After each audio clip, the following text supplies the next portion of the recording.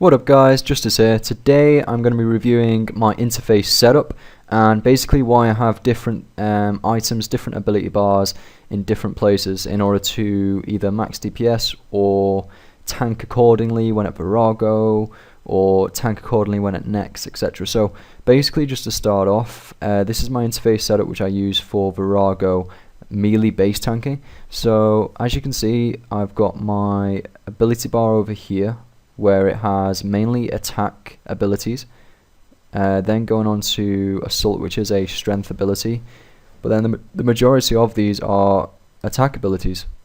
And the reason for them being attack abilities mainly is because then I can have my strength abilities here, which I can click on with the mouse whilst using my keyboard interface to use my attack abilities there.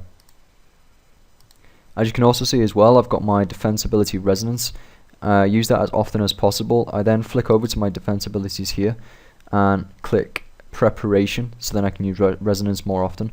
And then basically I have my defense abilities here which I can use when melee base tanking with my arcane shield at the moment. So I'd use debilitate as often as possible. I'd also use reflect as well.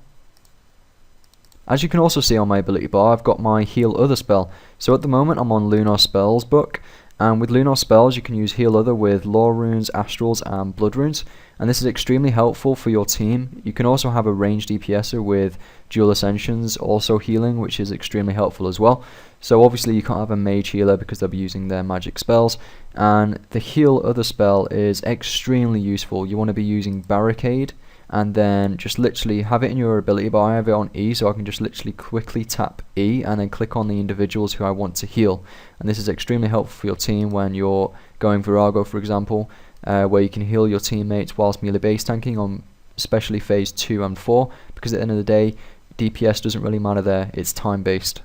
I also have my range abilities, which is quite a newly introduced setup to my interface, which I've recently started to use when melee base tanking. I'll put my range abilities here and scroll down and always have it so I can use escape. As a melee base tank, you'll be taking the first and second invoke, which I do. So on phase 2 and 4, you want to be using freedom and then escape. When I'm melee DPSing, I also use this setup as well. Mainly because it's easier and you just don't need to change anything. At the end of the day, it's the same setup if you're melee DPSing. Also helps as well if you're melee DPS that you do have heal runes again, it's just more helpful. Also quickly, just to go over my loadout with this melee setup. This is melee DPS setup as well. You can use this for base tank. I use Torva, so I can DPS max on phase 5. I have my Fight Kill and Cape, extremely useful for the critical bonus. I have my Ring of Vigor for the 10% adrenaline boost after you use an ultimate. And I have my Rage Fire boots. I prefer these over Torva just for the armor and life bonus rating and the defense, especially when I'm melee base tanking. A Fury, again you can use a Whisper if you want the extra critical, but again I like the prayer bonus. And Penance is extremely helpful for when melee base tanking, and always take a sign of life. Okay, so this is my Virtus setup. Again, I am obsessed with VORAGO at the moment on the game, so if you go on VORAGO, the best spells to use at the moment with Virtus are air spells, air surge. But moving on to the actual interface, this is my Mage DPS interface. I've got Sunshine on there, beautiful ability.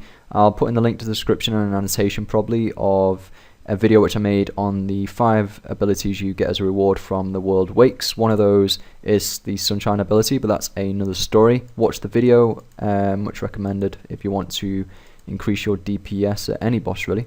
And this is the ability bar setup I have for Mage. I would obviously get rid of the range abilities, because I shouldn't be evoking, hopefully, depending on what the team setup is in terms of at VORAGO. But the mage setup, this is what I have. I have as many magic abilities as I can on my ability bar. I then have them here as well. And again, it's a pretty similar setup. I have these here so I can quickly switch over if I need to. And oh, my mate's just got subjugation drop. Very nice. And that's basically my magic setup. Now moving on to tanking setup.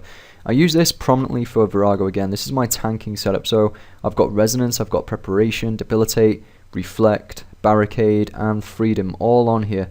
And I sometimes have freedom down here so it's a bit easier to access, but basically these are the most important ones you want on your ability bar. You want to be using these constantly when you're tanking VORAGO again. That's another guide to make, but this is the setup I use for when I'm tanking. and I usually have these open as well just in case I need to use them, but the majority of them are on my ability bar. I'll usually have the Mage Interface open here, and I would use these to use in order to just increase that ability bar really, and that's the magic setup I use when I'm tanking VORAGO.